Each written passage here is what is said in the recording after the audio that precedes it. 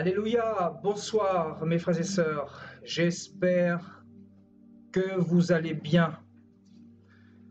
Est-ce que vous êtes dans la joie ce soir, frères et sœurs, pour passer un moment d'enseignement dans la présence du Seigneur, notre Dieu? Est-ce que vous êtes dans la joie ce soir, frères et sœurs? Voilà, Dieu nous fait grâce de pouvoir avoir une bonne connexion et surtout de pouvoir louer le Seigneur ensemble. J'ai, comme vous pouvez le voir, un nouveau procédé pour nos directs. Nous pouvons louer le Seigneur sans problème. Donc le problème a été réglé, je dirais. Comme par hasard, à la dernière prédication avant mon retour le 20 août, parce que je m'en vais à l'île de la Réunion.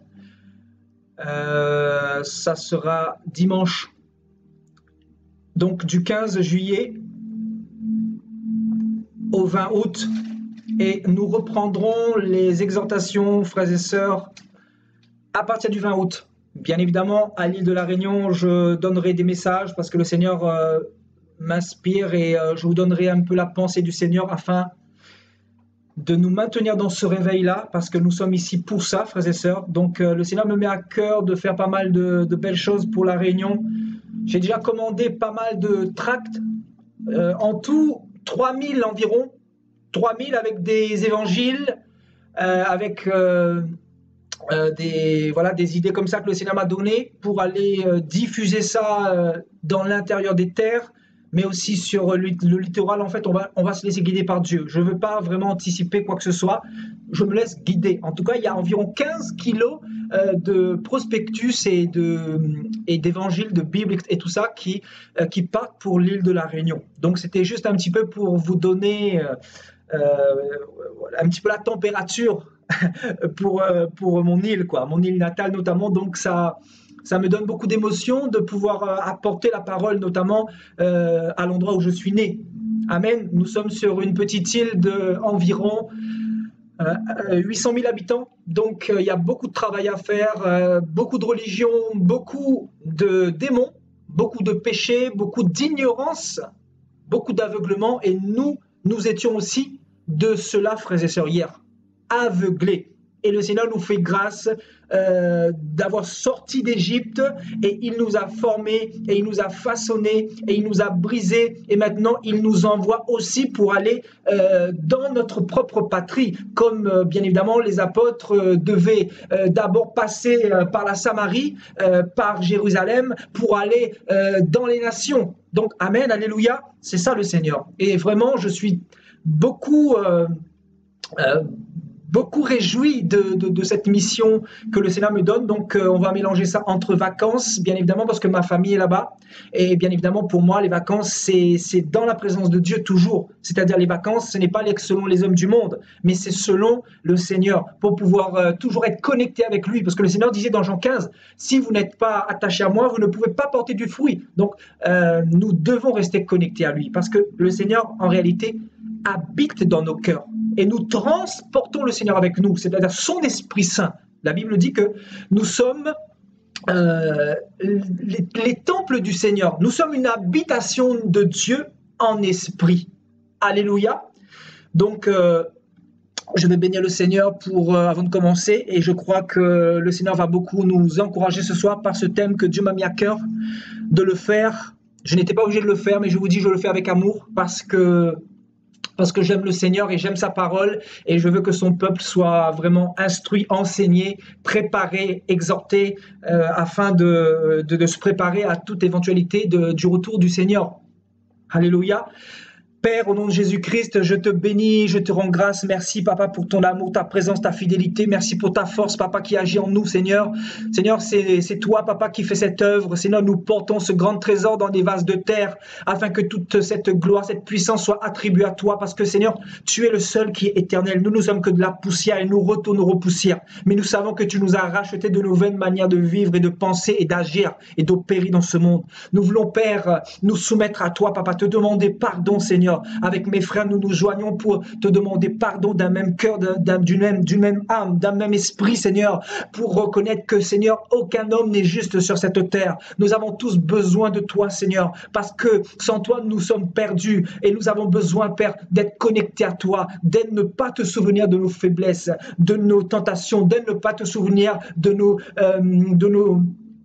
manquements, Seigneur, parce que nous avons tant besoin de toi pour continuer à s'accrocher à toi, Seigneur, pour continuer à avoir la foi, pour continuer à avancer, à persévérer, mon Dieu, malgré les combats, Seigneur. Nous croyons en toi, Papa, nous croyons en l'œuvre que tu fais, Père, et nous croyons que tant que tu nous donneras la force, Papa, d'avoir la foi en toi, nous croyons que nous ferons des prodiges, des grandes choses avec toi. Nous croyons, Papa, que tu vas sauver des âmes parmi nous, Seigneur, parmi nos vies, Seigneur, que nous t'avons donné, Papa. Nous sommes des sacrifices de bonne odeur pour toi. Nous sommes, Seigneur, ton parfum, Seigneur. Nous voulons, Papa, dégager cette bonne odeur, Papa, pour la vérité, Seigneur, pour la connaissance, Papa, pour tes oracles, Père. Nous savons, Papa, que tu nous communiques tes oracles à chaque semaine et nous te bénissons, Seigneur, que toute la gloire te revienne, Yeshua. Tu sais, Père, que je suis faible, Papa, comme tous mes frères et sœurs. Nous sommes tous des hommes, Seigneur, et nous avons besoin de ta grâce. C'est pour cela, nous implorons ta grâce pour que tu puisses nous enseigner ce soir, que ton esprit puisse nous disposer les cœurs, que ton esprit puisse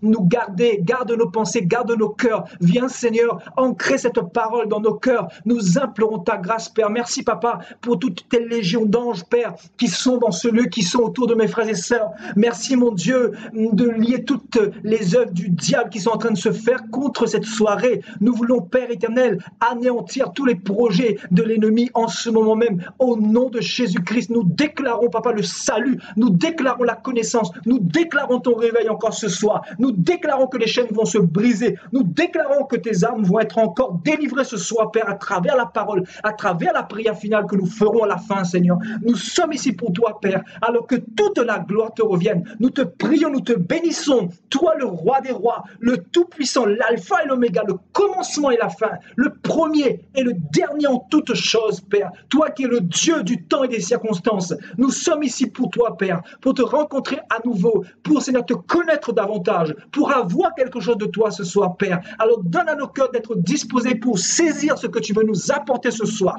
Toi, le roi des rois, le Dieu d'Abraham, d'Isaac, le Dieu d'Israël, au nom puissant de Jésus-Christ, nous t'avons ainsi prié. Amen. Alléluia. Alléluia.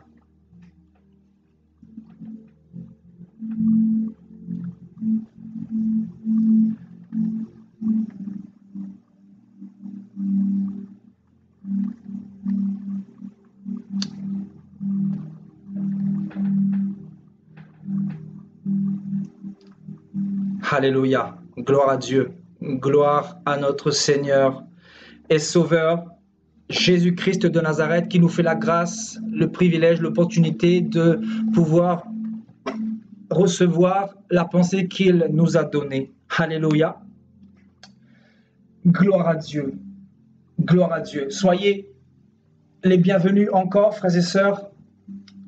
Donc, voilà, je vous disais que je serai à l'île de la Réunion à partir de dimanche. Et nous allons nous retrouver à partir du 20 août. Mais avant de partir, voilà, le Seigneur me met à cœur de vous partager ce message rempli de révélations, parce que bien évidemment, tout ce que nous trouvons, nous puisons, c'est dans les Saintes Écritures. Frères et sœurs, quand je médite la parole, le Seigneur me parle, le Seigneur m'instruit, et je veux aussi vous communiquer ce que le Seigneur m'a enseigné personnellement, et notamment à travers ce thème, la solitude dans la vie chrétienne. Et je crois que si quelqu'un est abattu aujourd'hui, je crois que si quelqu'un est dans la tristesse, dans la solitude, dans l'amertume, si quelqu'un est dans cet état de solitude extrême, et je sais que la vie chrétienne est une vie de solitude, donc nous allons vraiment comprendre ce que le Seigneur veut nous communiquer, et je crois que le Seigneur va nous fortifier à travers cette exhortation, afin que personne ne soit plus jamais ébranlé à travers ce symptôme qui est la solitude, mais qui est tellement primordial si nous voulons entendre la voix du Seigneur, parce que, frères et sœurs, nous entendons la voix du Seigneur quand nous sommes face à face devant lui, c'est-à-dire dans la solitude. Ce n'est pas là où il y a la masse, encore une fois. Mais je crois que le Seigneur va nous parler ce soir. Encore une fois, j'ai rien préparé. Le Seigneur va nous guider. J'ai préparé quelques versets. Donc, avant de commencer, voilà, j'aimerais vous inviter à prendre vos Bibles, ainsi que vos stylos, vos cahiers, prendre des notes. Alléluia. Afin d'aller aussi enseigner vos frères et sœurs. Alléluia.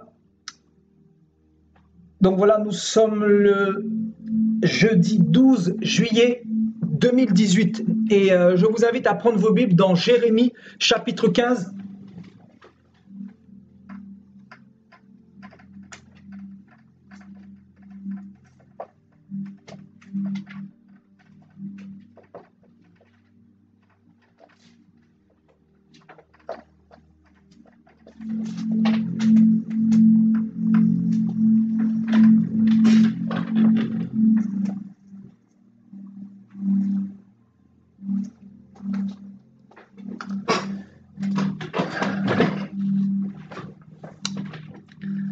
Alléluia. Donc, Jérémie, chapitre 15, dans l'Ancienne Alliance.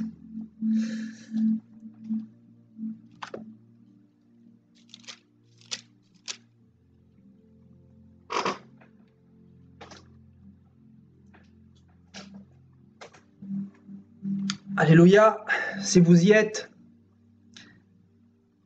Jérémie chapitre 15 à partir du verset 15. Tu sais tout, ô Éternel, souviens-toi de moi, ne m'oublie pas, venge-moi de mes persécuteurs, ne m'enlève pas, tandis que tu te montres lent à la colère. Sache, Éternel, que je supporte tout l'opprobre à cause de toi. J'ai recueilli tes paroles et je les ai dévorées. Tes paroles ont fait la joie et l'allégresse de mon cœur. Car ton nom est invoqué sur moi, Dieu éternel des armées. Je ne me suis point assis dans l'assemblée des moqueurs afin de m'y réjouir. Mais à cause de ta puissance, je me suis assis solitaire, car tu me remplissais de fureur. Pourquoi ma souffrance est-elle continuelle? Pourquoi ma plaie est-elle douloureuse et ne veut-elle pas se guérir? Serais-tu pour moi comme une source trompeuse, comme une eau dont on n'est pas sûr? C'est pourquoi, ainsi parle l'Éternel, si tu te rattaches à moi, je te répondrai, et tu te tiendras devant moi. Si tu te sépares ce qui est précieux de ce qui est vil, tu seras comme ma bouche. C'est à toi, c'est à eux de revenir à toi. Mais ce n'est pas à toi de retourner vers eux. Je te rendrai pour ce peuple comme une forte muraille d'airain.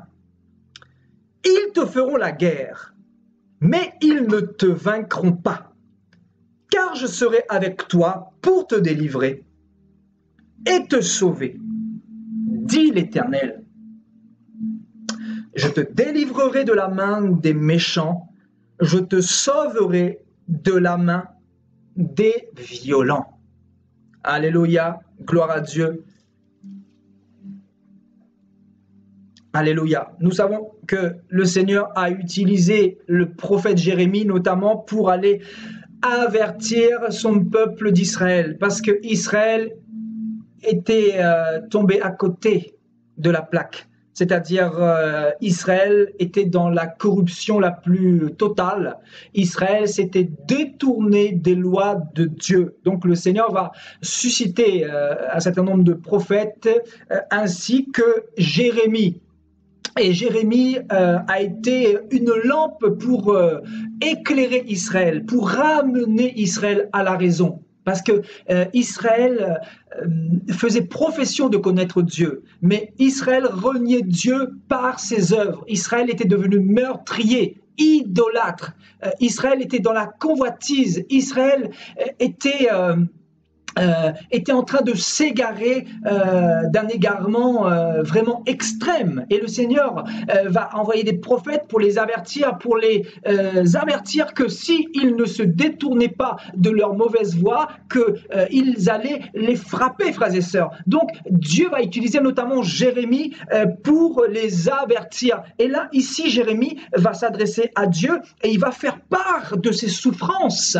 Il va faire part notamment de sa solitude, parce que dans le temps d'Israël, frères et sœurs, il y avait une apostasie qui était tellement grande, tellement extrême. Donc l'apostasie, encore une fois, c'est la perte de la crainte de Dieu. Donc, le cœur des hommes se détourne du véritable message, du véritable évangile, du véritable Dieu, pour s'adonner à des doctrines de démons, pour s'attacher à des hérésies, pour s'attacher à des faux prophètes, pour s'attacher à des idoles vaines, frères et sœurs. Donc, Israël s'était détourné des lois de Dieu, du saint commandement de Dieu, qui était de s'attacher au Seigneur, d'aimer le Seigneur de tout leur cœur, de toute leur âme, de toute leur pensée et de toute leur force. Donc, ils vont transgresser un certain nombre de lois de la part envers l'Éternel, et l'Éternel, vu qu'il les aimait et il ne voulait pas les exterminer, il va utiliser Jérémie. Et qu'est-ce que va faire Israël? Israël va persécuter Jérémie. Israël va persécuter Jérémie. Jérémie sera jeté dans une citerne. Jérémie sera tué avec la langue notamment. Donc les gens vont le calomnier, les gens vont le persécuter pour l'empêcher de prophétiser de la part de l'Éternel des armées. Donc Jérémie était tellement oppressé, et là il va se rendre compte, il va se dire en fait, mais Seigneur, est-ce que tu es toujours avec moi? Mais comment se fait-il que je suis autant tout seul? Comment ça se fait-il que je suis dans cette tristesse, dans cette souffrance qui est grande, qui est grande? Qui peut comprendre ma douleur, Éternel? Qui peut comprendre ma douleur? Tu m'as appelé, tu m'as demandé d'aller les avertir, tu m'as demandé de prophétiser, de parler de ta part. C'est ce que j'ai fait. Et maintenant, Éternel, maintenant, ne vois-tu pas ma souffrance? Ne vois-tu pas ma tristesse? Quand est-ce que tu me consoleras? Ne vois-tu pas qu'on m'entoure de toutes parts pour essayer de me tuer avec la langue, pour essayer de me tuer physiquement, pour essayer de m'empêcher de parler? Ne vois-tu pas tout ce qu'ils me font subir? Ne vois-tu pas toutes ces oppressions? Donc Jérémie va avoir cette disposition de cœur. Il va se remettre en question.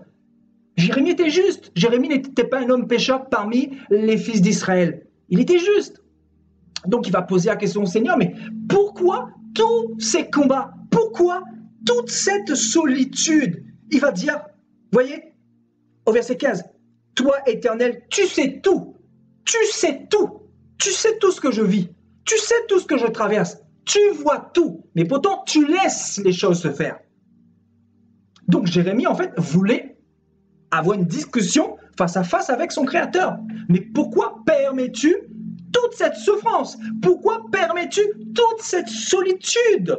Ne vois-tu pas que je suis délaissé? Ne vois-tu pas, Éternel des armées, que même ma propre famille m'a tourné le dos? Ne vois-tu pas que même mes propres frères me lapident? Ne vois-tu pas toute l'oppression que je subis dans cette nation d'Israël pour ton nom? Oui, Éternel, je sais que tu sais tout, parce que tu es tout-puissant, parce que tu es grand, parce que tu es souverain, parce que tu sais tout, tu es partout, tu connais tout, tu sondes les cœurs des fils des hommes. Mais ne vois-tu pas ce que je traverse, Éternel, toi qui m'as appelé, moi qui m'appuie sur toi? Ne vois-tu pas ma tristesse, ma solitude?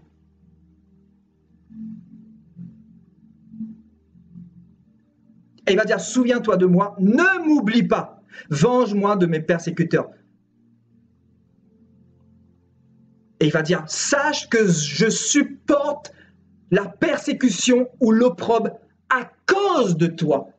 Donc, Jérémie était dans une opprobre, dans une persécution constante, continuellement, qui ne cessait point, parce qu'il y avait tellement le mal en face de lui.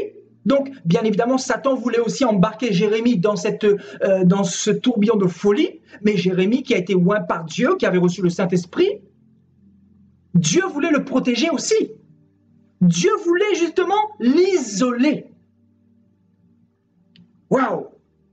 Et il va dire verset 16, avant de développer, « J'ai recueilli tes paroles et je les ai dévorées. J'ai bu tout ce que tu m'as donné. Et tes paroles sont dans mes tripes. Et je vais les déverser sur ton peuple. Je vais avertir ton peuple.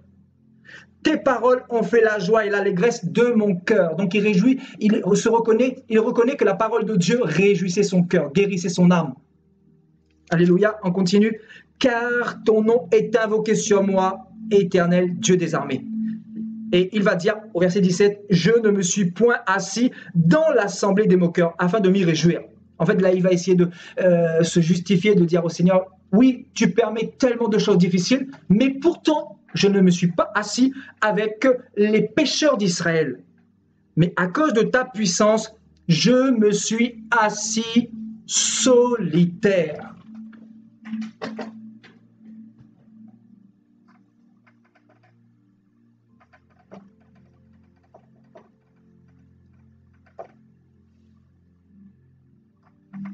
Il dit, à cause de ta puissance, de ta souveraineté, de ta grandeur, de ton omniscience, ton omnipotence, ton omniprésence, je me suis assis en solitaire. Littéralement, je me suis isolé.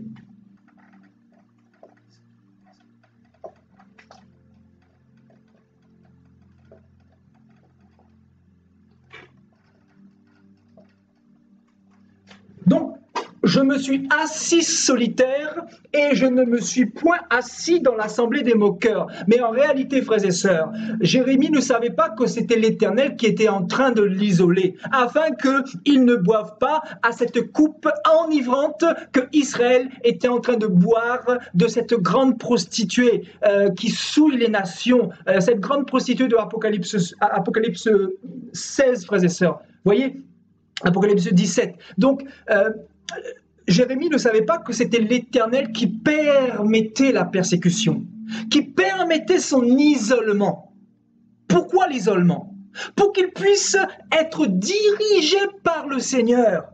Parce que le Seigneur savait pertinemment que l'homme a cette faiblesse. L'homme aime tout ce qui est flamboyant, tout ce qui est visible. L'homme aime rentrer dans la porte large de la perdition. L'homme aime quand il y a la foule. Et donc, le Seigneur a permis que Jérémie puisse être persécuté, puisse être oppressé, puisse être opprimé, afin de toujours l'isoler, afin que Jérémie soit toujours attentif aux instructions de son Dieu. Parce que comment voulez-vous être à l'écoute de votre Dieu si vos oreilles sont bouchées, si vous êtes plus attentionné sur la foule que sur Dieu? Parce que d'un côté, frères et sœurs, regardez,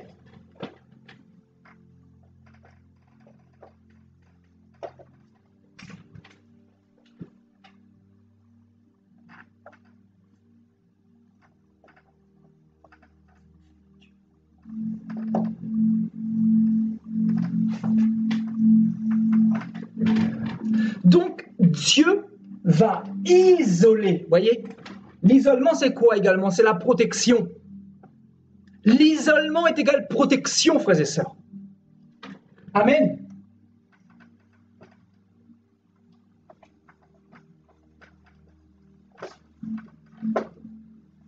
Donc, en fait, le Saint-Esprit est en train de nous enseigner ce soir. Vous voyez, ça commence comme ça. Donc, Dieu va prendre Jérémie. Le Seigneur va isoler Jérémie pour le protéger de la foule.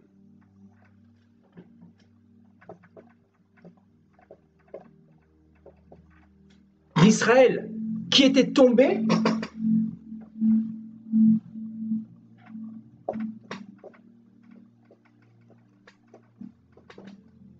dans l'apostasie. Vous comprenez pourquoi le Seigneur dira « Sortez du milieu d'elle, mon peuple ». Elle, c'est qui? Elle, c'est la foule, frères et sœurs. Elle, c'est qui? C'est la grande ville. C'est Babylone. C'est la grande prostituée. C'est l'apostasie. C'est le péché. C'est le dérèglement. C'est la débauche. C'est l'idolâtrie. Donc le Seigneur va sortir Jérémie et va l'isoler, va le protéger, va mettre son onction sur lui. Et il va permettre bien évidemment la persécution. Parce que quand tu as le sceau de Dieu sur toi, quand tu as la protection de Dieu sur toi, quand tu as la gloire de Dieu sur toi, quand tu as le feu de Dieu sur toi, quand tu as la nuée de Dieu sur toi, ben les serpents se lèvent. Et les serpents vont faire quoi? Ils vont se balader ou persécuter la personne en face? Nous savons que les ténèbres ne cohabitent pas avec la lumière. Donc, la lumière ne cohabite pas avec les ténèbres. Donc, Israël était devenu ténèbres. Israël s'était détourné des lois de Dieu. Et 2 Corinthiens 6 nous dira quoi? Regardez. Brièvement, 2 Corinthiens chapitre 6 au verset 14. Ne vous mettez pas avec les infidèles sous un joug étranger. Les infidèles. Israël était devenu infidèle. Israël était devenu étranger à Dieu. Mais Dieu était en train de passer par Jérémie pour ramener son peuple. Alléluia. Car quel rapport y a-t-il entre la justice et l'iniquité, le péché? Ou qu'y a-t-il de commun entre la lumière et les ténèbres? Qu'y a-t-il de commun entre Christ et Bélial, Satan? Qu'y a-t-il de commun? Donc forcément, le Seigneur a séparé Jérémie d'Israël. Et donc Jérémie s'est retrouvé solitaire. Et il va dire, je me suis assis solitaire pour ne pas participer à tout ce que Israël était en train de faire devant Dieu. Notamment, Israël était dans le péché, l'idolâtrie, dans le meurtre. Israël faisait du carnage dans cette nation. C'était terrible, frères et sœurs. Jérémie va nous en parler de tout ce qu'Israël va faire. Ésaïe également, ainsi que les autres prophètes. Israël était tombé bien bas, frères et sœurs, dans un tel égarement, dans un tel élan de folie. On se dit, mais comment cela peut-il être possible? Israël qui avait vu les miracles, les prodiges du Seigneur par la main de Moïse, notamment la mer Rouge, notamment le Jourdain qui a été ouvert en deux, notamment les miracles sur Élie, notamment plein d'autres miracles encore. On se dit, mais comment Israël a pu tomber aussi bas? Nous allons voir dans le livre des Nombres que le Seigneur avait fait aussi un certain nombre de prodiges, de miracles. Il leur avait donné de l'eau, notamment qui sortait des rochers, il leur avait donné du pain, il les avait nourris, frères et sœurs, et pourtant ils devenaient encore plus dans la convoitise, ils devenaient plus idolâtres. Donc en fait, plus Dieu les aimait, plus ils murmuraient contre Dieu, plus ils étaient en train de blasphémer contre Dieu, et au bout d'un moment, Dieu va en avoir marre, frères et sœurs, et Dieu, franchement, sa limite avait atteint le summum. Et je vous ai dit la dernière fois, nous les hommes, nous avons une limite. Mais Dieu également, il a une limite. Parce que nous avons été créés à l'image de Dieu. Dieu, il a une limite, frères et sœurs, à ne pas franchir. Quand nous avons franchi cette limite, il n'y a plus rien à faire. Parce que si nous péchons contre un homme, Dieu peut nous pardonner, mais si nous péchons contre Dieu, qui nous justifiera? Parce que c'est lui-même qui est mort pour nous, c'est lui-même qui a donné sa vie pour nous, frères et sœurs. Alléluia. Donc l'isolement, les vrais chrétiens d'aujourd'hui sont des Jérémies, parce qu'en face, il y a un apostasie tellement grandissant que si vous n'avez pas le discernement, l'isolement, la connaissance, vous ne pouvez pas tenir face à la foule. La foule, c'est quoi? La foule, c'est l'évangile qui est le plus prêché. C'est l'évangile de prospérité. C'est l'évangile catholique. Regardez l'évangile de l'église catholique. Partout. Vous voyez l'église catholique partout. Et aujourd'hui, ça comptabilise environ 1 milliard de fidèles. Vous vous imaginez un petit peu? Vous comprenez pourquoi le Seigneur vous isole? Vous comprenez pourquoi il permet la persécution?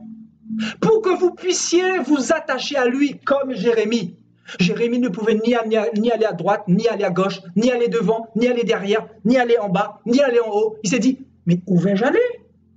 Mais vu que c'est Dieu qui m'a appelé, je fais confiance en lui, parce que lui, il sait tout. Parce que c'est lui la solution à mon problème.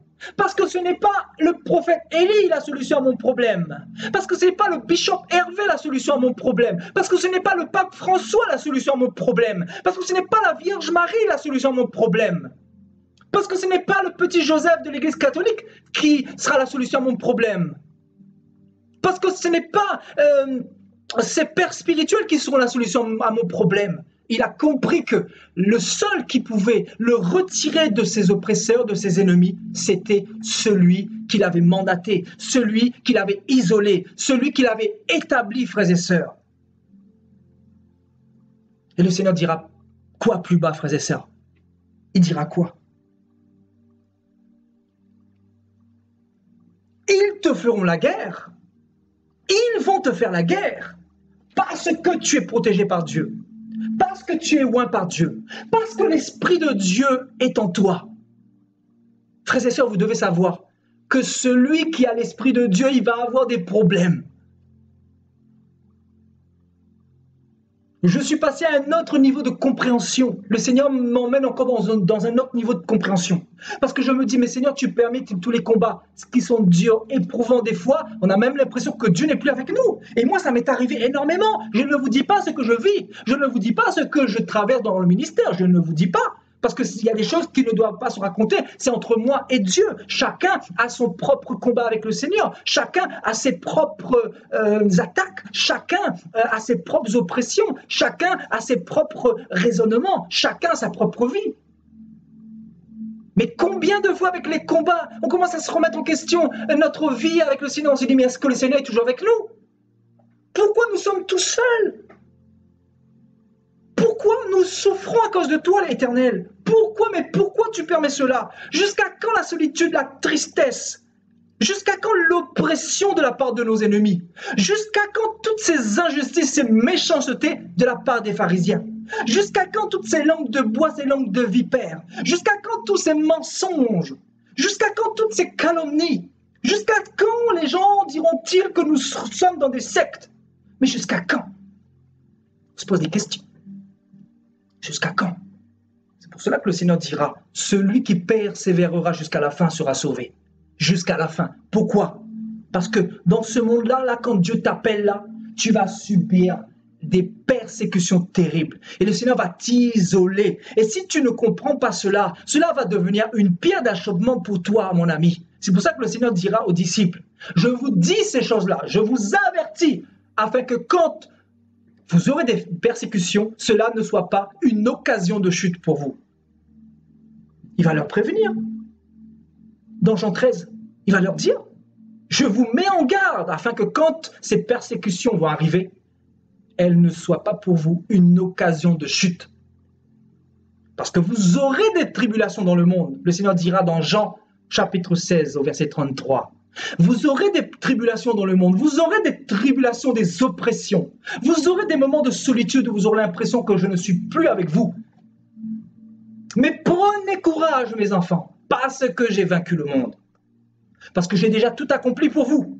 Et vu que j'ai déjà tout accompli pour vous, vu que le sacrifice a déjà été livré pour vous, ben forcément, Satan ne va pas rester les bras croisés. Il va mettre tout son royaume en direction des églises. C'est pour cela qu'aujourd'hui, vous vivez un niveau, vous voyez du moins un niveau d'apostasie qui est tellement grande.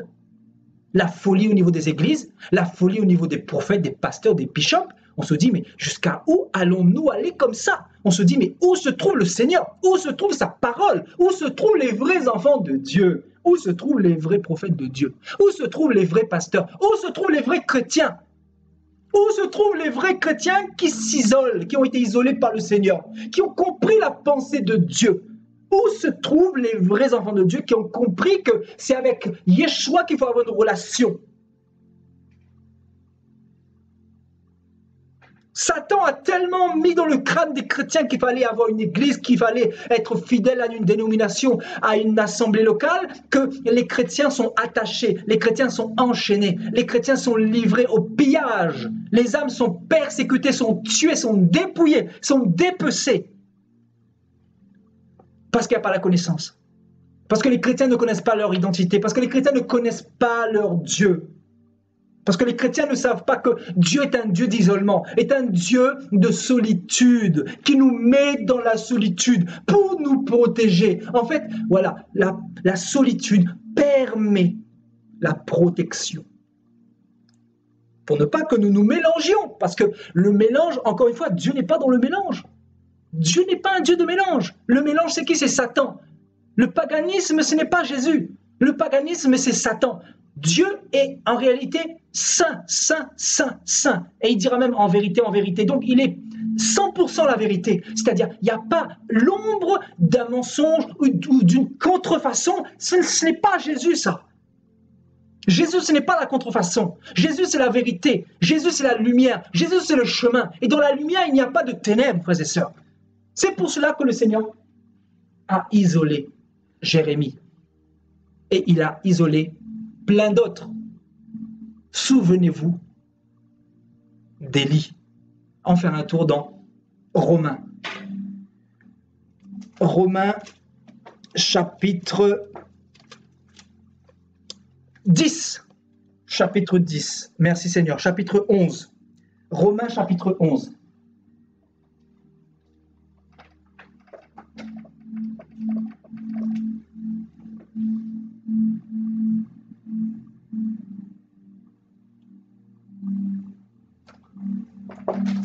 On va lire à partir du verset 1, bien sûr. Je dis donc, Dieu a-t-il rejeté son peuple? Loin de là, car moi aussi je suis israélite de la postérité d'Abraham, de la tribu de Benjamin. Qui l'a connu d'avance? Ne savez-vous pas ce que dit l'Écriture? Ce que l'Écriture rapporte d'Élie? Comment il adresse à Dieu cette plainte contre Israël? Seigneur, ils ont tué tes prophètes. Ils ont renversé tes autels. Moi seul, je suis resté moi seul. Et ils cherchent à m'ôter la vie, ils cherchent à me détruire, ils cherchent à me tuer, ils cherchent à me crucifier, à me lapider. Mais quelle réponse Dieu lui donna-t-il? Je me suis réservé 7000 hommes qui n'ont point fléchi les genoux devant le péché. Amen. Élie n'était pas dans ces organisations religieuses. Élie n'était pas dans le temple avec les impudiques. Élie était isolé. Et nous verrons à partir d'un roi 18, il va confronter les faux prophètes de Baal et il va les inviter au mont Carmel. Il va leur démontrer la puissance de son Dieu. La puissance de son Dieu qu'il avait mandaté pour ramener Israël à la vérité. Donc, il était confronté à l'apostasie pour leur démontrer que le Dieu qui fera des miracles et des prodiges et des choses que le diable ne peut pas faire, c'est celui-là qui sera Dieu. C'est celui-là qui sera au-dessus de Satan. C'est celui-là qui sera au-dessus de l'apostasie. Et ce Dieu-là, c'est le Dieu du reste, le Dieu du petit nombre, le Dieu du moi seul. Est-ce que Dieu vous parle ce soir? Le Dieu du moi seul, comme Élie.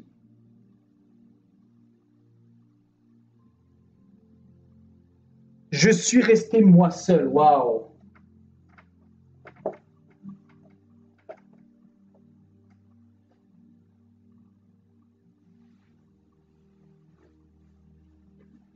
Donc, dis-toi que si tu es seul, écoute bien, je vais te dire quelque chose à quelqu'un pour que ta foi soit fortifiée. Écoute-moi bien. Si tu es seul, comme Élie, comme Jérémie,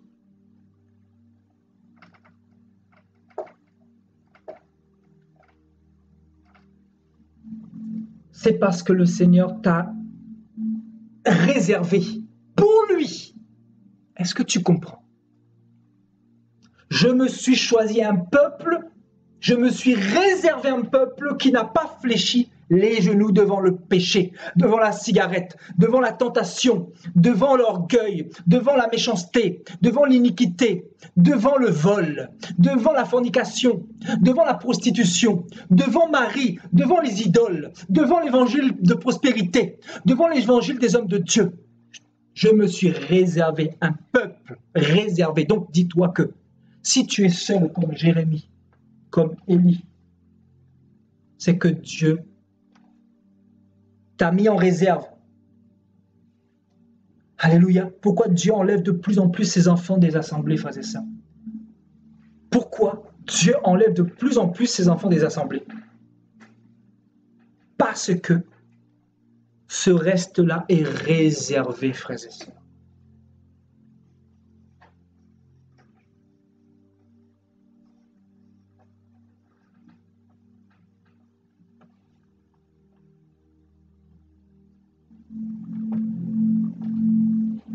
Les élus qui représentent l'épouse, alléluia, et Dieu qui représente la tête, Jésus qui représente la tête, la pierre angulaire. Et nous savons que l'Église de Christ, c'est justement ce corps-là, c'est-à-dire les élus qui forment l'épouse et Jésus-Christ qui est l'époux. Donc l'Église du Seigneur qui est spirituelle, encore une fois. L'Église du Seigneur qui n'est pas localisée, qui n'est pas quelque part, qu'on ne peut pas situer. Ce sont les vrais enfants réservés pour Dieu. Réservés pour Dieu. Donc le Seigneur les a sortis des systèmes. Le Seigneur les a lavés des fausses doctrines. Le Seigneur les a révélés ses oracles. Le Seigneur les a révélés sa parole. C'est pour cela que le Seigneur dira, cela vous a été donné de connaître les mystères du royaume des cieux. Et cela ne leur a pas été donné, parce qu'en réalité, eux ne sont pas de Dieu. Parce que tu restes 20 ans, 30 ans dans une assemblée, sans porter du fruit, sans avoir l'amour pour ton prochain, sans faire de bonnes œuvres, sans pratiquer l'amour, la charité, sans pratiquer ton témoignage, parce que tu dois être un témoignage quand tu viens au Seigneur. Donc si tu n'es pas un témoignage, c'est que tu as été formé par les hommes, tu n'as pas été formé par Dieu. C'est comme cette sœur qui m'a appelé il y a 2 jours, cette sœur qui me racontait un petit peu. En fait, j'avais mis une vidéo de délivrance sur Internet d'un frère que le Seigneur a délivré à travers moi par sa grâce. Et ce frère a été délivré de la prostitution, de la pornographie, de la masturbation. Et cette sœur a été touchée et elle m'a appelé pour que je puisse prier pour elle et pour me faire part, justement, une sœur de 30 ans, qu'elle se masturbait, tout ça. Et elle ne voulait pas de ça. Et donc, elle a commencé à me parler de son église, l'église Charisma, une église, une méga church de 10 000 personnes dans laquelle il n'y a pas de délivrance, dans laquelle on vend des CD, on vend de l'huile d'onction, on vend les prédications du pasteur, on dépouille les fidèles, on les contrôle.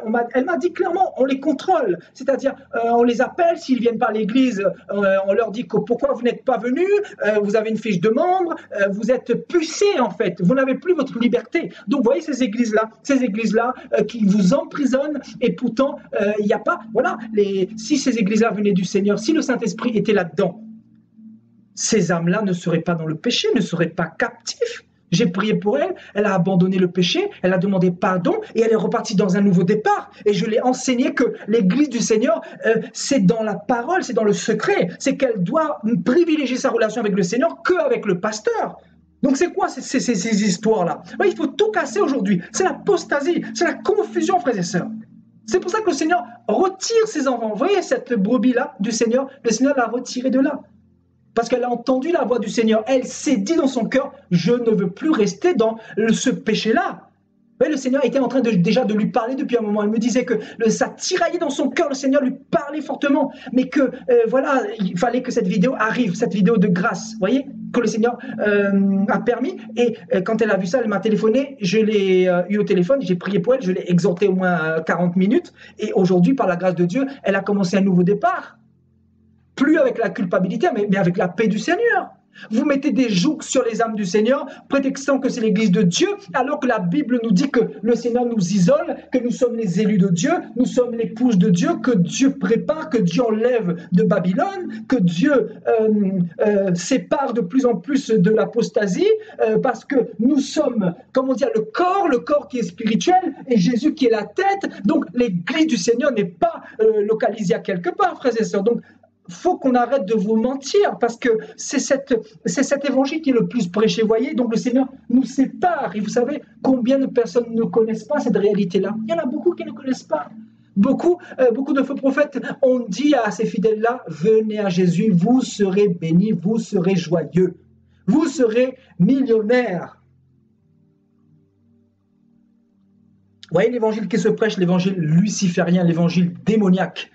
L'évangile de prospérité, venez à Jésus et votre situation va changer. Oui, ta situation spirituelle va changer si tu viens à Jésus. Jésus va te mettre à part, mais tu vas souffrir, tu seras oppressé, tu seras opprimé, tu seras seul, tu seras le rejeton de tout un peuple. Tu seras le rejeton comme Jérémie. Tu seras mis à part par le Seigneur, parce que les vrais enfants de Dieu sont des mis à part. Vous voyez, Paul dira, Paul, apôtre du Seigneur, mis à part dès le ventre de sa mère. Donc, les vrais enfants du Seigneur sont mis à part, c'est-à-dire, ils ne se mélangent pas avec la foule. Ce sont des fous, ce sont des personnes qui ne sont pas compris par cette génération. Ce sont des chrétiens qui ne sont pas compris par les vierges folles, frères et sœurs. Ces vierges folles qui pullulent dans les assemblées, ils ne sont pas compris. C'est pour cela que quand ils parlent, quand ils disent que Jésus ne se trouve plus dans les assemblées, ils sont persécutés, ils sont lapidés. Pourquoi? Parce qu'ils n'ont pas le même esprit, ils n'ont pas eu les mêmes oracles. D'un côté, les faux prophètes ont communiqué les oracles des démons, les oracles qui ont emprisonné les chrétiens, qui ont rendu les chrétiens dans la servitude, dans les liens, pour les retenir afin de faire agrandir les assemblées, bien évidemment, parce que le but c'est quoi? C'est de grandir en nombre. Voilà, après l'orgueil du pasteur, voilà, j'ai réussi dans le ministère, voilà, mon ministère possède 500, 1000 âmes, puis 2000, puis 3000, mais tu vas aller où comme ça? Tu vas aller où comme ça? Tu n'as pas compris que c'est devant Dieu qu'il faut mettre les âmes? Tu n'as pas compris que c'est vers Jésus qu'il faut tourner les âmes? Tu n'as pas compris que c'est devant le trône de Dieu qu'il faut emmener les âmes? Tu n'as pas compris qu'il faut rendre les fidèles dépendants de Jésus, mais non pas de toi, mais non pas de ton Église, parce que tu n'es qu'un homme et maudit celui qui se confie en l'homme. Et Jérémie lui-même va avoir ce langage d'ailleurs. Maudit soit quiconque se confie en l'homme. Pourquoi? Parce que Jérémie se confiait à Dieu. Voilà les vrais enfants du Seigneur. C'est-à-dire, ce sont des enfants qui fléchissent leurs genoux quand ils ont un combat, dans le secret, dans la chambre. Ce sont des personnes qui n'ont pas peur de parler tout seuls. Ce sont des personnes fous.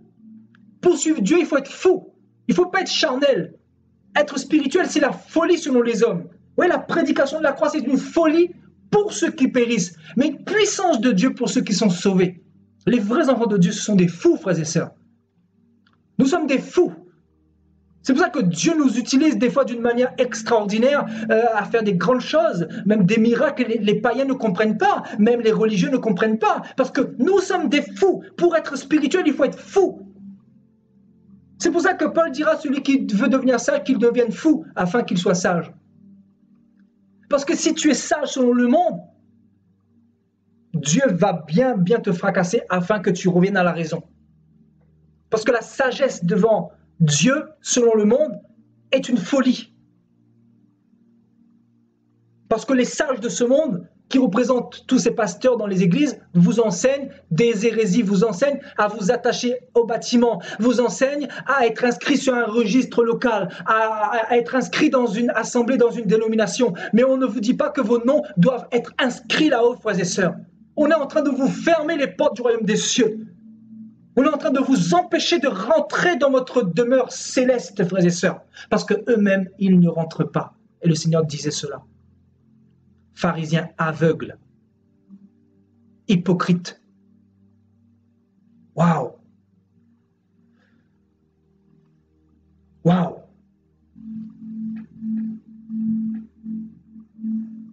Oui, Dieu nous saisit comme ça ce soir. Dieu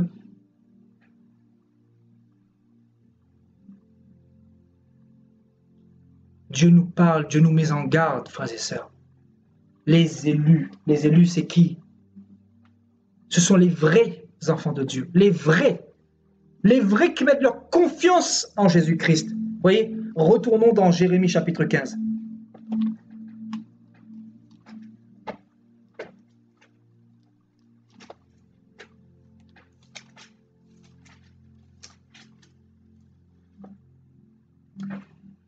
Il va dire au verset 18, « Pourquoi ma souffrance est-elle continuelle ?» Waouh!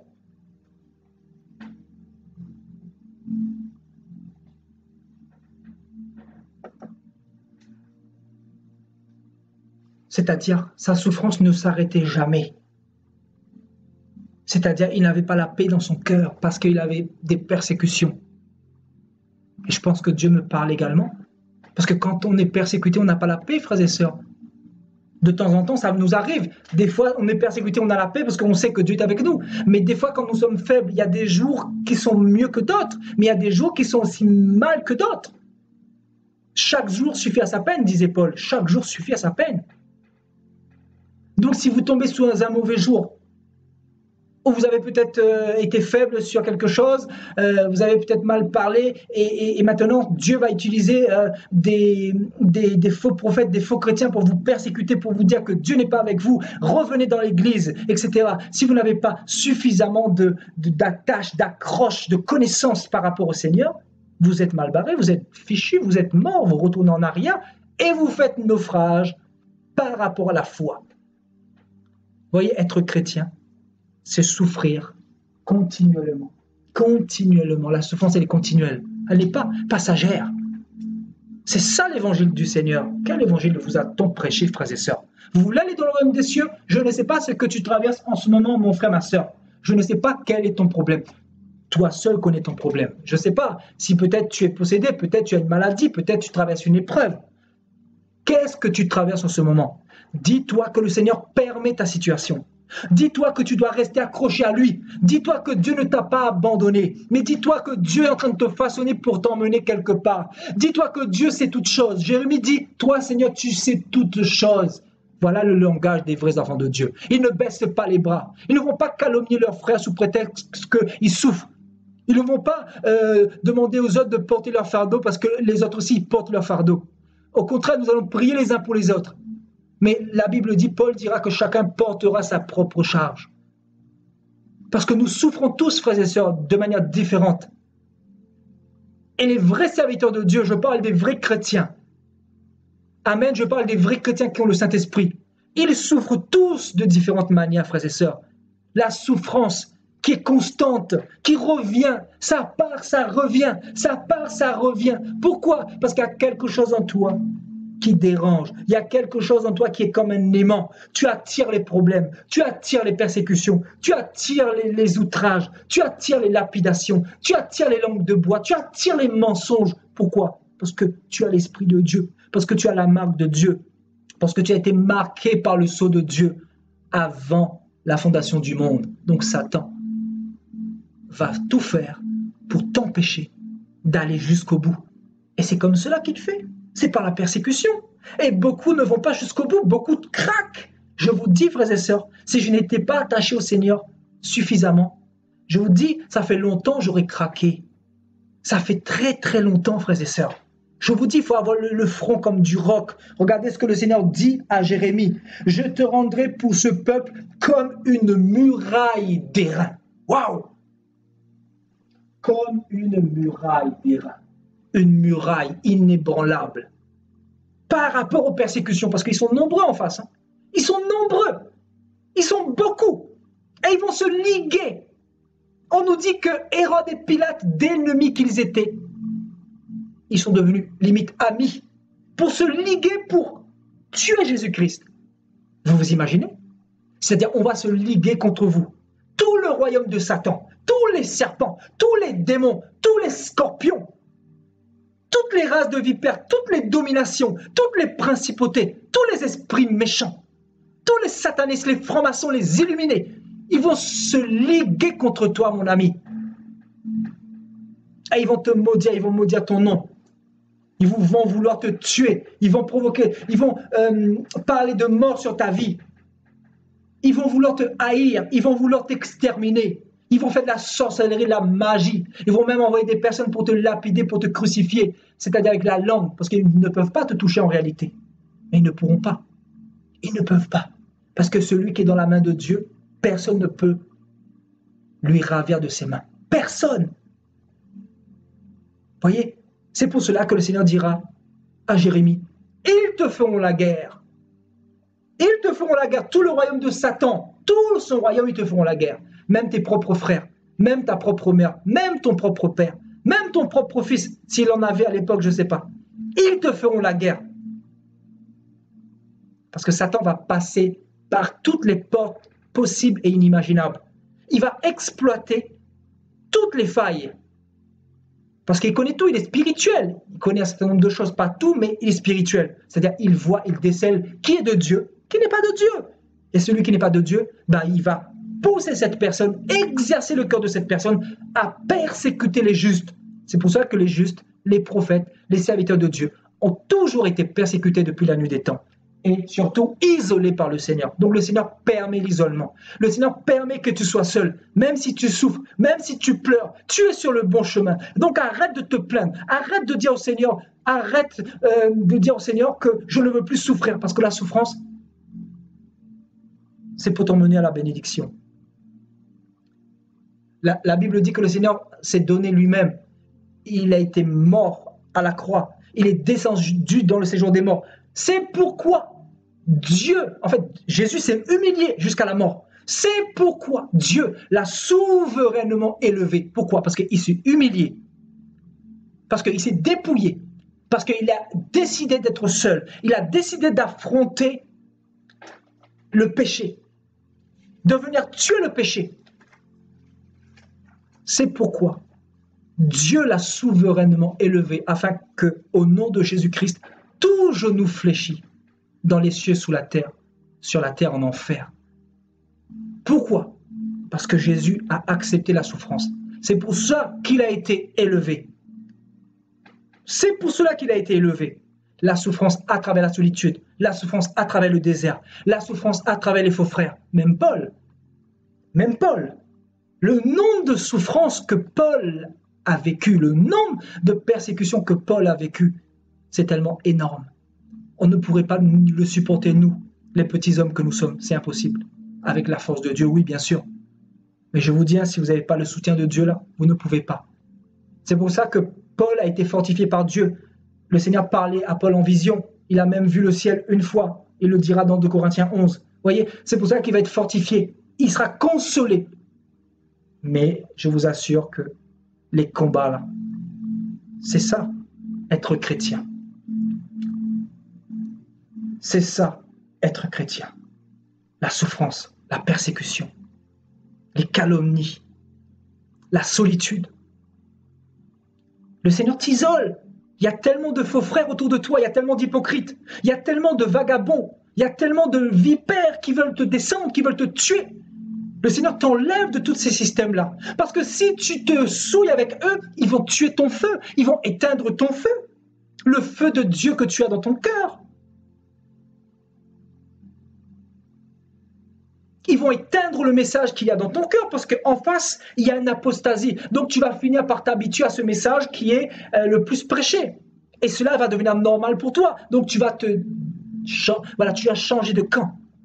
Et c'est pas ce que le Seigneur veut. C'est pour ça qu'il t'isole. C'est pour ça qu'il t'enlève des assemblées. C'est pour ça que quand je parle, quand je prêche, quand le Seigneur dit à son peuple de sortir des assemblées, ce n'est pas contre l'Église. Parce que l'Église, encore une fois, c'est l'Église du Seigneur. L'Église du Seigneur n'est pas quelque part. L'Église du Seigneur est universelle. Ce sont les vrais enfants de Dieu qui ont une relation avec le Seigneur, qui font confiance au Seigneur. Les vrais enfants de Dieu qui font confiance au Seigneur. Les vrais enfants de Dieu qui n'ont pas peur de souffrir pour son nom. Parce que le chemin de Christ, c'est le chemin de la croix. Le Seigneur disait quoi? Celui qui ne me suit pas et qui ne porte pas sa croix n'est pas digne de moi. C'est pour cela que ne demandez pas à un frère de porter votre croix. Moi, je ne peux pas porter votre croix, frères et sœurs. Je peux prier pour vous. Dieu peut vous guérir ou pas. Dieu peut vous enlever le démon ou pas. Ça, c'est lui qui décide. Ce n'est pas nous. Nous ne sommes que des petites vermines, frères et sœurs. Nous ne sommes rien ni personne. Il fait ce qu'il veut. Si le Seigneur doit te briser à travers une circonstance, à travers une épreuve, à travers un démon que tu as, ou à travers une maladie, il va le faire. On nous dit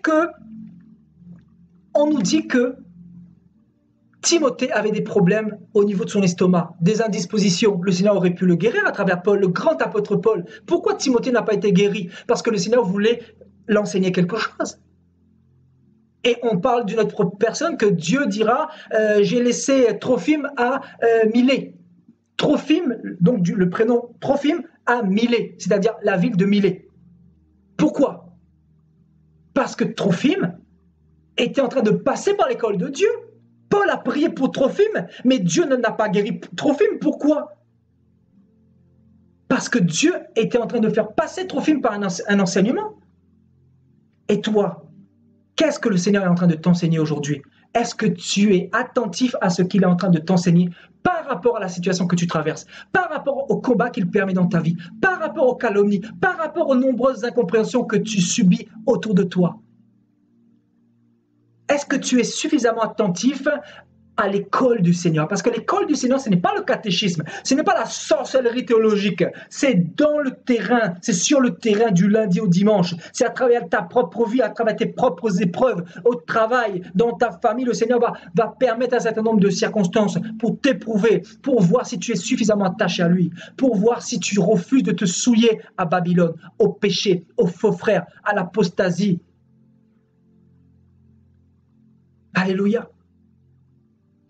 Donc, est-ce que tu es attentif à ce que le Seigneur est en train de t'enseigner? Je vous dis, ce que je vous prêche là, c'est ce que Vous savez, on ne peut pas prêcher quelque chose qu'on ne vit pas. Vous savez, je comprends aujourd'hui pourquoi. Je veux bénir le Seigneur encore ce soir. Je le bénis, je l'aime. Parce que vous savez, souffrir, c'est pas facile. C'est dur la souffrance. Vous savez, j'ai tout abandonné pour le Seigneur. J'ai tout laissé pour le Seigneur. Les assemblées, j'ai tout quitté. Le Seigneur m'a isolé, il m'a sorti des assemblées il y a quelques années de cela. Et il m'a dit, je vais te former moi-même. Je veux que tu aies connaissance de ta parole. Je vais te façonner entre mes mains. Je vais te programmer moi-même. Je vais te transmettre le savoir véritable, la connaissance véritable, qui est primordiale pour ton salut. Je vais moi-même t'instruire avec l'onction que j'ai mis en toi, frères et sœurs. Vous savez, depuis que j'ai reçu la grâce du Seigneur là, je vous dis, quand vous avez reçu l'onction de Dieu là, vous avez reçu le Saint-Esprit là, les démons vont se lever. Les démons te connaissent. Les démons te connaissent. C'est comme ce démon que j'ai chassé il y a 3 semaines, 1 mois. Ce démon me disait, on sait qui tu es toi. On sait qui tu es. Tu es le prophète du Seigneur, Sébastien Payet. Les hommes ne nous connaissent pas, mais les démons nous connaissent. Comme dans Acte 19, frères et sœurs. On connaît Paul, on connaît Jésus, mais vous, qui êtes-vous? Parce qu'il y en a beaucoup que Dieu ne connaît pas, que les démons connaissent bien et qui sont du camp de Satan. Amen. Satan nous connaît. C'est pour cela qu'on ne joue pas avec Dieu. Et ce démon disait, il a préparé une armée là, de sirènes des eaux, par le sexe, par la tentation, pour faire tomber énormément de chrétiens. Énormément de chrétiens. Parce que le sexe, ça détruit tellement de ministères, ça détruit tellement de chrétiens. Ils nous connaissent, ils connaissent nos femmes, nos familles, nos enfants. Ils scrutent tout. Et même en ce moment même, je vous dis, il doit y avoir le feu d'ailleurs sur ces sorciers-là, sur ces démons-là qui sont connectés en ce moment. Ils sont là, frères et sœurs. Je vous dis, le diable est là. Ils sont enragés parce que la vérité sort de notre bouche. Ils ne peuvent pas nous faire taire. Ils ne peuvent pas nous museler. Ils ne peuvent pas nous envoyer des flèches. Parce que vous voyez, on est saisi par Dieu. Parce qu'on parle. Parce que celui qui est en moi est plus fort que celui qui est en eux. Est plus fort que celui qui est dans le monde, frères et sœurs. Parce que Dieu doit enseigner son peuple. Parce que son peuple doit avoir la connaissance de la vérité. Parce que son peuple doit être délivré. Parce que son peuple doit être libéré de toutes ces chaînes, de toutes ces prisons, contaminations au niveau des églises.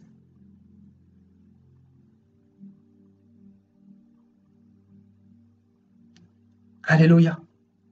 Vous voyez, ils nous connaissent. C'est pour cela qu'on est persécutés. Parce qu'ils travaillent. Mais nous, on est là aussi. Vous voyez pas, on est là. On est là. On est là. On n'est pas là que quand on prêche la parole, non. On est là tout le temps. La solitude, c'est tout le temps. La consécration, c'est tout le temps. Le désert, c'est tout le temps. La souffrance, c'est tout le temps. Mais on est là. On est là. On est en guerre, frères et sœurs. On est en guerre. En face, tu as l'élite. En face, tu as la masse. En face, tu as des multitudes. Mais toi, tu es tout seul. Élie. Les vrais enfants de Dieu, ce sont des Élie. Ce sont des Jérémie. Et ils n'ont pas fléchi les genoux devant Baal. Et ils connaissent leur Dieu. Et ils savent que leur Dieu là, ça fait des dégâts. Leur Dieu là, il est capable de faire tomber le feu du ciel. Ce Dieu là, il est tout puissant. Il est au-dessus de Satan. Satan ne peut pas être égalé à ce grand Dieu là. Satan ne peut même pas rivaliser à la cheville de Jésus-Christ. Il ne peut même pas le regarder parce qu'il tombe. Il est frappé de la puissance de Jésus-Christ, de sa majesté. C'est qui Satan? Qui est ce petit démon? C'est qui? Vous ne connaissez pas votre Dieu, frères et sœurs? Votre Dieu, est-ce que vous le connaissez? Ce Dieu avec qui on doit avoir de l'assurance. L'assurance. L'assurance. L'assurance s'acquiert à travers la persécution, à travers la solitude. Parce que dans la solitude, tu vas entendre Dieu. Dieu va te parler, Dieu va t'enseigner, Dieu va te forger, Dieu va te façonner. Il va permettre des épreuves, il va permettre un certain nombre de choses que les autres ne vont pas comprendre. Parce que les choses de Dieu, c'est une folie. Parce que le spirituel ne se mélange pas avec la chair. Parce que quand tu es spirituel, tu ne peux pas te mélanger avec des pharisiens, avec les chrétiens tièdes. Tu ne peux pas. Parce que la chair est opposée à l'esprit. Les deux ne s'accordent pas. C'est pour cela que Dieu met une muraille entre les deux. Pour ne pas qu'il y ait de mélange. Mais il va y avoir une guerre, frères et sœurs, entre les deux. Une guerre spirituelle, bien évidemment. Et Dieu va utiliser ses serviteurs pour enlever des chrétiens de la foule, pour les ramener à la raison, pour les ramener dans le vrai message. Parce qu'ils ne sont pas sous la protection de Dieu. Amen.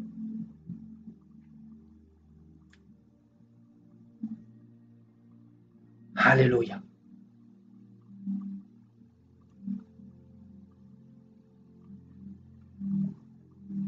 Waouh. L'onction du Seigneur. Je vous dis, hein. On va partir dans Matthieu chapitre 7. On a tellement de choses à voir ce soir, on n'a pas encore vu 2 sur 10 de tout ce qu'on avait à dire. Je vous dis, on a trop de choses à dire ce soir. Mais on va donner ce qu'on peut, et voilà, c'est Dieu qui contrôle, voilà. Donc, Matthieu chapitre 7, Matthieu chapitre 7.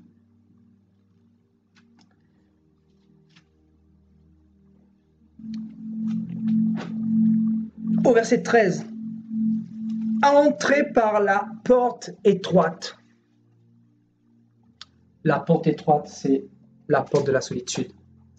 Je ne dis pas que tu ne dois pas avoir une communion avec des frères et sœurs, ce n'est pas mon message. Mais la porte étroite, c'est la porte de l'intimité, de la consécration de la chambre. Quand tu pries, frères et sœurs, on rabâche toujours les mêmes choses. Quand tu pries, entre dans ta chambre. Mais non pas quand tu pries, va au Vatican. Mais non pas quand tu pries, recherche un bishop, recherche un général. Quand tu pries, recherche un évêque. Non, quand tu pries, entre dans ta chambre et fléchis tes genoux devant ton Père qui est dans le lieu secret. Ton Père ne se trouve pas au Vatican. Ton Père ne se trouve pas où il y a la multitude. Ton Père se trouve dans le secret. Fléchis tes genoux devant le secret, dans le secret. Et ton Père te le rendra. Parce que Dieu prend plaisir quand ses enfants sont isolés avec lui, quand ses enfants ont une relation avec lui. Je suis persuadé que tous les vrais enfants de Dieu qui vont partir, ce sont ceux qui ont une relation sincère avec Dieu. Ce sont ceux qui refusent de se souiller avec l'apostasie. Ce sont ceux qui se préservent par rapport au monde, par rapport à la folie de ces églises, par rapport aux faux évangiles, par rapport à la prospérité de l'évangile, par rapport à tous ces messages que nous entendons aujourd'hui. Les vrais enfants de Dieu qui vont partir.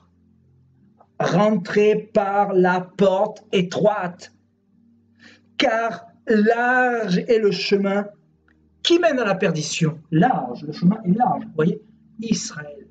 Israël pensait qu'il était debout, mais Israël était tombé. C'est pour ça que Paul va dire que celui qui est debout prenne garde de ne pas tomber. C'est pour ça que Paul le dira. Paul aussi était saisi de crainte. Paul s'est dit que Israël, tout Israël qui avait connu la puissance de Dieu, ils avaient vu la mer qui s'était écartée en deux comme ça. Imaginez-vous. Imaginez-vous. Imaginez-vous, vous allez dans le nord, vous voyez l'Atlantique qui s'ouvre comme ça devant vous pour passer l'Angleterre. Vous imaginez un peu? Ça s'est passé, frères et sœurs. Ils avaient vu ça. Et ils ont murmuré quand même contre Dieu. Ils sont tombés dans le péché, dans l'égarement. Ils ont été frappés par le Seigneur, décimés par le Seigneur. Et nous nous souvenons de la tribu de Benjamin. Il restait 1100 benjamites. Ils ont tous été exterminés parce qu'ils avaient péché. Ils avaient violé une femme de Lévite. Waouh! Ils avaient fait des choses abominables. C'était devenu des meurtriers, des sauvages. Vous voulez qu'on respecte Israël? On respecte toutes les nations. Israël n'est pas au-dessus d'un autre. Israël avait été choisi par Dieu pour faire connaître l'évangile, la parole au commencement. Mais Israël n'est pas plus honoré qu'un autre, frères et sœurs. Non. Le Seigneur n'a pas été dans les sentiments avec Israël. Israël a été décimé par Dieu. Dieu est un Dieu juste. Il ne fait pas de compromission. Il ne fait pas de favoritisme, frères et sœurs. Toi aussi, si tu n'obéis pas, la Bible dit, si Dieu a exterminé les anges, s'il les a fait chuter, s'il a détruit la génération de Sodome et Gomorrhe, s'il a détruit la génération de Noé, toi, qui es-tu? Qui es-tu? Tu n'as pas encore compris que le Seigneur est en train de revenir, que c'est fini, ce monde est perdu. Spirituellement, il y a le feu partout. Le feu du mensonge, la corruption, l'injustice. Il n'y a plus de morale. Les gens font du commerce encore aujourd'hui. Je suis parti faire un tour pour acheter quelques trucs pour l'île de la Réunion. Ce qui est très très rare, je le fais peut-être 2 fois par an et encore. Le péché partout, les femmes qui s'habillent n'importe comment, tu ne peux plus sortir parce que tu es souillé au niveau des yeux. Tellement il y a le péché partout. Vous n'avez pas compris que c'est fini. Vous n'avez pas compris que la mondialisation c'est là. Vous n'avez pas compris que les églises, il n'y a plus réveil. Vous n'avez pas compris que Dieu ne se trouve plus dans les assemblées. Vous n'avez pas compris que c'est fini. Que Dieu est en train de sortir ses enfants, isoler ses enfants. En réalité, Dieu a toujours été comme ça. Depuis l'ancien des temps, depuis la nuit des jours. Le Seigneur a fait ça avec Abraham. Il a sorti Abraham de Charan. Il a sorti Moïse de l'Égypte. Il a sorti Jérémie d'Israël. Il a sorti Élie d'Israël. Il a sorti Jésus du temple. Il a sorti Paul du pharisianisme. Et il te sortira par la force. Parce que souvent on est résistant, on négocie avec Dieu. Oui, mais Dieu, j'aime bien le pasteur, il prêche bien, oui, mais il est bien habillé, mais oui, mais il y a la gentillesse, oui, mais ils en fait. Il n'y a pas une question de sentiment. Quand Dieu dit sors, tu sors. Si une église ne te donne pas la crainte, si une église ne te prêche pas ce message, si une église ne te pousse pas plus à craindre Dieu, sors et sauve-toi. Ce n'est pas une question de sentiment. Ce n'est pas une question de beauté, de gentillesse. C'est une question de vie ou de mort. C'est une question de salut.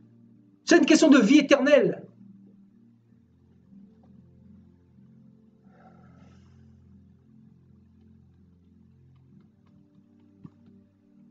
Vous êtes encore dans les sentiments? Les sentiments? Ça fait longtemps, je vais vous dire, ça fait longtemps que je ne suis pas là-dedans. D'ailleurs, je n'ai jamais été là-dedans. Depuis le début de ma vie chrétienne, le Seigneur m'a tiré. J'ai fait 6 mois dans une assemblée, 5 mois. 5 mois parce que, voilà, on a voulu me contrôler aussi. Mais moi, je vous dis, le Saint-Esprit était irrité. Pourtant, je venais de me convertir. Mais vous savez, quand vous avez le Saint-Esprit là, il n'y a personne qui peut mettre la main sur un enfant de Dieu. Il n'y a personne. Il n'y a personne, je vous dis. Moi, on ne m'imposait pas les mains. Hein, donc, ils savaient que j'étais probablement. Ils ne m'imposaient pas les mains pour me souiller. Non, je vous dis.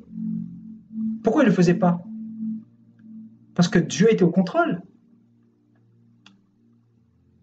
Et Dieu m'a enlevé de là, pourquoi?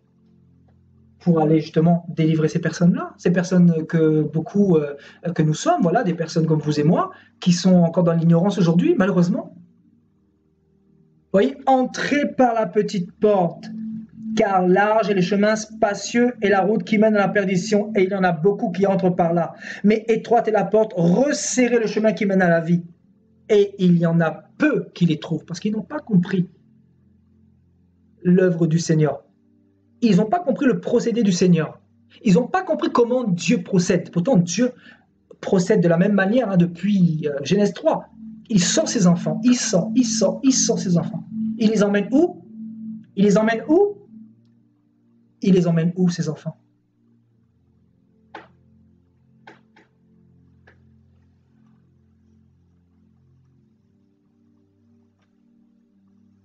Le désert. Le désert, c'est quoi? C'est la souffrance. Le désert, c'est la souffrance. Le désert, c'est la chaleur. Le désert, c'est les incompréhensions. Le désert, c'est les attaques. Le désert, c'est les scorpions. On trouve les scorpions où? Dans le désert. Dans le désert, c'est les épreuves. Et si tu n'as pas suffisamment de confiance en Dieu, tu vas craquer, tu vas tomber. Tu vas échouer par rapport à la foi. Amen.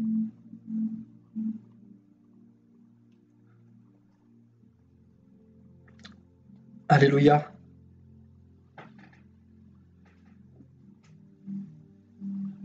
On va revenir dans Jérémie 15. Ensuite, on va aller dans Lamentation, parce que Jérémie nous dit quelque chose de très important aussi là-bas. Jérémie chapitre 15.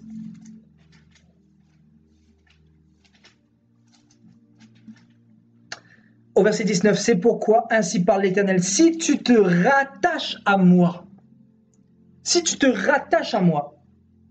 je te répondrai et tu te tiendras devant moi, non pas devant les hommes.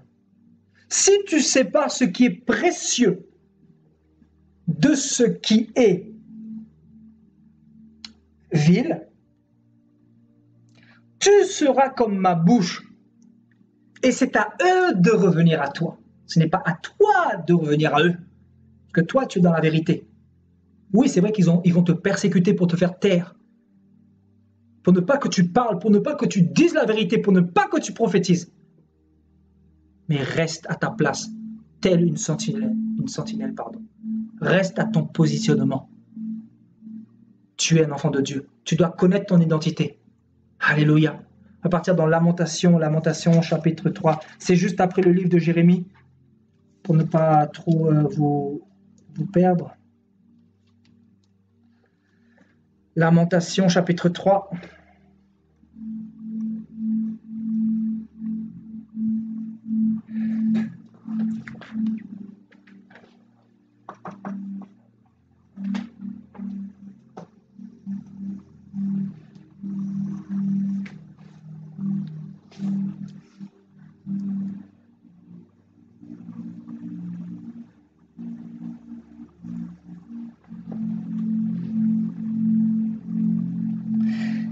Quand je pense à ma détresse, à ma misère, à l'absinthe et au poison, quand mon âme s'en souvient, elle est abattue au-dedans de moi. Voici ce que je veux repasser en mon cœur, ce qui me donnera de l'espérance.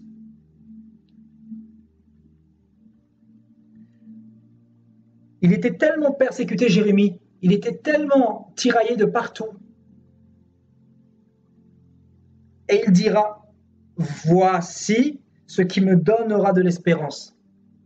Il avait toujours de l'espoir, malgré les persécutions. Les bontés de l'Éternel ne sont pas épuisées. Ses compassions ne sont pas à leur terme. Elles se renouvellent chaque matin. Oh, que ta fidélité est grande! L'Éternel est mon partage, dit mon âme. C'est pourquoi je veux espérer en lui. Pour l'âme qui le cherche. Vous voyez, il va mettre sa confiance dans l'Éternel. Il va mettre sa recherche dans l'Éternel. Il ne va pas rechercher des marabouts, des voyants, des pasteurs pour essayer de trouver une solution. Non, il va mettre sa confiance en l'Éternel. Voilà qui était Jérémie. C'est pourquoi je veux espérer en lui pour l'âme qui le cherche. Donc l'âme doit chercher Dieu en premier. il est bon d'attendre en silence le secours de l'Éternel. Donc, la solitude, c'est quoi? C'est le silence. Vous avez besoin de silence. Vous avez besoin d'être dans l'attention du Seigneur. Vous voyez? Être attentif au Seigneur. Alléluia. Donc, le silence. Il est bon pour l'homme de porter le joug dans sa jeunesse. Il se tiendra solitaire et silencieux. Ouais, vous voyez, il réitère cela, son langage là. Il se tiendra solitaire et silencieux.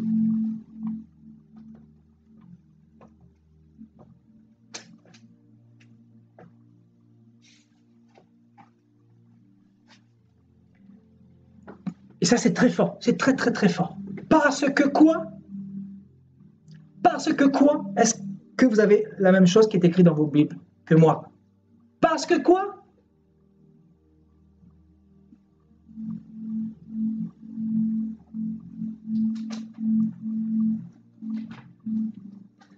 Il se tiendra solitaire et silencieux parce que l'Éternel le lui impose. Alléluia. Donc la solitude et le silence sont imposés par Dieu.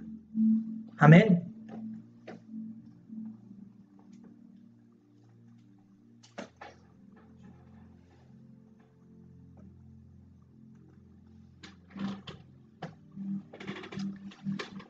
Alléluia. Donc pourquoi tu pries afin de trouver des frères? Pourquoi tu ne changes pas de mode opératoire dans la prière? Pourquoi tu ne commences pas plutôt à bénir le Seigneur, à lui donner des actions de grâce, à le remercier pour ta vie, à le remercier pour la connaissance qu'il t'a donnée, à le remercier par rapport à la révélation qu'il t'a donnée, par rapport à l'éclairage qu'il a mis sur tes yeux, par rapport aux écailles qu'il a fait éclater de tes yeux? Pourquoi tu ne commenceras-tu pas une nouvelle manière d'agir envers le Seigneur? Quand est-ce que arrêteras-tu ou cesseras-tu de te plaindre?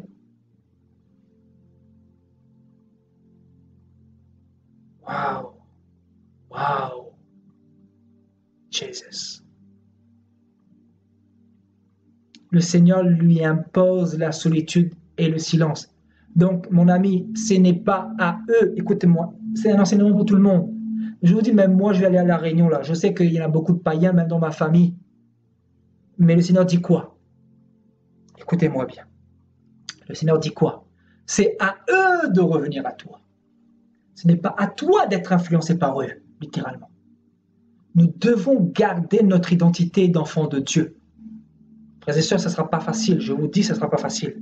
Mais nous devons nous serrer les coudes quoi qu'il arrive. Nous devons nous positionner, nous sommes chrétiens. Nous avons, le Seigneur dira, hein, celui qui me reniera, je le renierai devant mon Père. N'ayons pas honte de Dieu. N'ayons pas honte de parler. N'ayons pas honte de dire que Jésus est Seigneur. N'ayons pas honte de lui. Parlons de ce qu'il a fait pour nous, de notre témoignage. Quand il faut parler, parlez. Quand il faut vous taire, taisez-vous. Quand il faut aller dans le secret, restez silencieux. Quand il faut être dans la solitude, restez dans la solitude avec votre Dieu. Mais quand il faut parler, parlez. Parce que celui qui peut se tenir devant Dieu, il se tient devant tous les hommes. Parce que Dieu, en réalité, si tu étais timide, il enlève ça, il te donne la force, il te saisit, comme Jérémie, comme Moïse. Moïse disait, je ne sais pas parler, Éternel. Choisis Aaron. Passe par mon frère Aaron. Moi, je ne sais pas parler. Je ne sais pas parler. En réalité, Moïse avait peur de la persécution. Voilà pourquoi. Parce que Moïse savait pertinemment que pour sortir le peuple de l'Égypte, là, ça allait être quelque chose. Que Pharaon allait s'opposer. C'est pour cela que faut faire très très attention. Amen. Dieu nous impose cela. C'est imposé par Dieu. C'est pour cela que si quelqu'un devient un boulet ou une pierre d'achoppement pour vous, fuyez cette personne-là. Parce que ce n'est pas une question de famille, ce n'est pas une question de sentiment, ce n'est pas une question... Amen. C'est vrai qu'on garde l'équilibre, la sagesse. Paul avait de la sagesse. Mais si les gens commencent à vouloir nous influencer, écoutez-moi bien, on a des questions à se poser. C'est pour cela que vous devez connaître votre Dieu, c'est pour cela que vous devez avoir une intimité avec Dieu, c'est pour cela que vous devez parler à Dieu tous les jours, pour que Dieu vous donne le caractère pour toujours être accroché à lui. C'est la solitude, c'est quoi? C'est la communion avec Dieu. Le désert, c'est quoi? C'est la communion, l'intimité avec Dieu. Et le désert, c'est ça, c'est l'échange, la transmission, la communication, la confiance mutuelle que tu as avec ton Père. Parce qu'il est ton Père, il est ton Créateur. Mettez-vous un peu à la place de Dieu. Je ne vais pas tarder à terminer, frères et sœurs. Mettez-vous un peu à la place de Dieu. Il vous a créé, il vous a aimé, il vous a choisi, il vous a façonné dans le ventre de vos mères. Et il sait pertinemment que dans son omnipuissance, Satan veut vous capturer à travers les fausses églises. Satan veut vous cadenasser. Satan veut vous contrôler. Qu'est-ce que le Seigneur va faire? Le Seigneur va te chicoter, va te briser. Le Seigneur va même passer par les chrétiens, par le pasteur, pour te persécuter comme il se doit. Et vous avez connu ça pour la plupart d'entre vous, n'est-ce pas? Vous avez été traités de boulets, vous avez été traités comme des moins que rien, bien évidemment, parce que vous êtes des moins que rien pour eux. Mais en réalité, c'est Dieu qui est derrière. Parce que Dieu vous impose la solitude. Et c'est quelque chose que j'ai compris dès le début de ma vie chrétienne, au bout de quelques mois. Je l'ai compris. Je l'ai compris. Un véritable enfant de Dieu comprend que la marche avec Dieu, c'est une marche de solitaire. C'est une marche de solitaire. Dieu nous impose cela afin de ne pas être influencé par les hommes, mais par Dieu seul. Alléluia. Alléluia.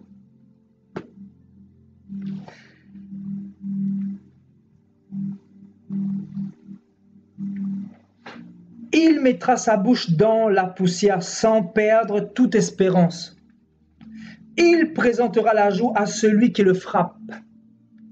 Il se rassasiera d'opprobre. Voyez?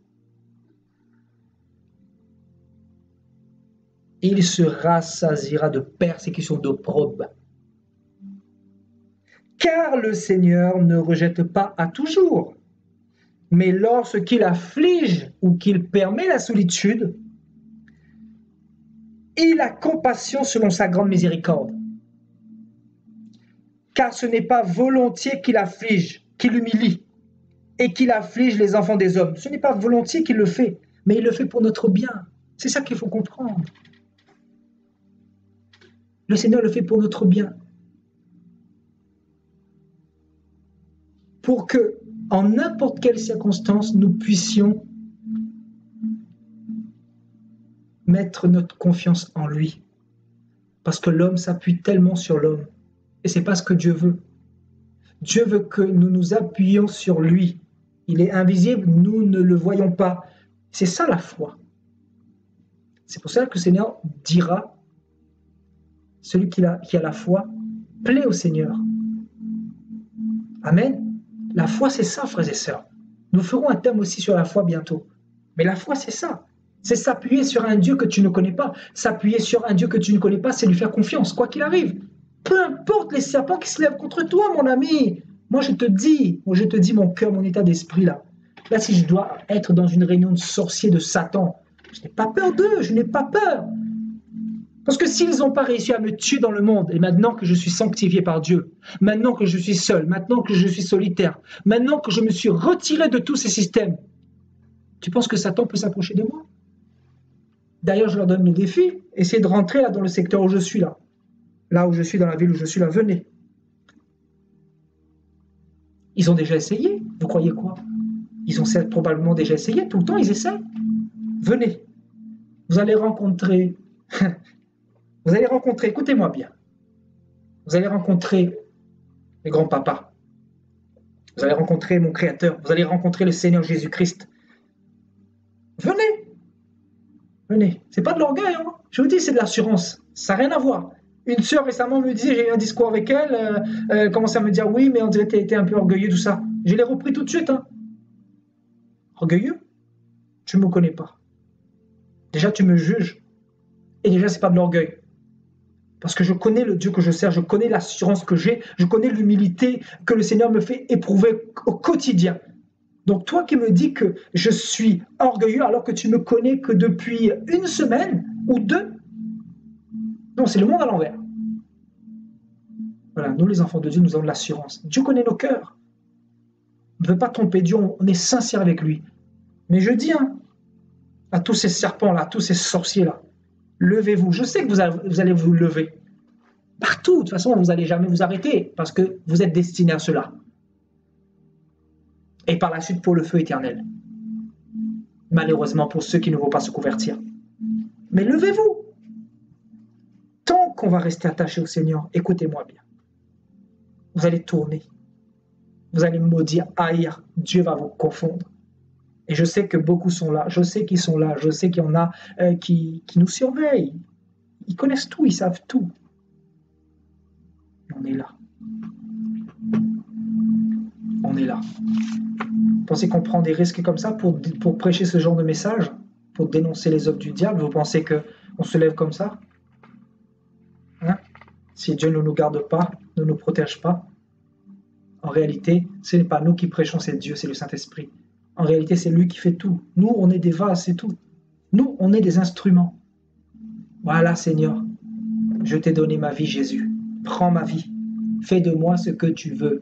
Emmène-moi où tu veux. Dis ce que tu veux dans ma bouche. Je suis à toi. Je suis ton sacrifice, ton sacerdoce. Je suis ton enfant. Voilà, je lui ai donné ma vie. Maintenant, Satan, sorcier, ce que tu veux, fais ce que tu veux. Je suis là, par la grâce de Dieu. Alléluia. Personne ne pourra mettre la main sur les élus de Dieu. Personne, je dis bien. Personne. Alléluia. Alléluia. On va faire cet enseignement sur 2 volets. Je referai un à l'île de la Réunion, peut-être dans la nature. J'ai tout mon matériel avec moi. Ayant une bonne connexion là-bas, je vais préparer tout ça. Je ferai la deuxième partie la semaine prochaine, si Dieu le veut. Amen, au crépuscule, ou au soleil, ou au bord de la piscine. Amen, on verra, d'accord? On se laisse guider par le Seigneur, quoi qu'il arrive. En tout cas, on va faire la deuxième partie. On va vous donner le message. Et on va continuer à se préparer. Donc, arrêtez de rechercher la foule. Acceptez la solitude. Amen. Alléluia.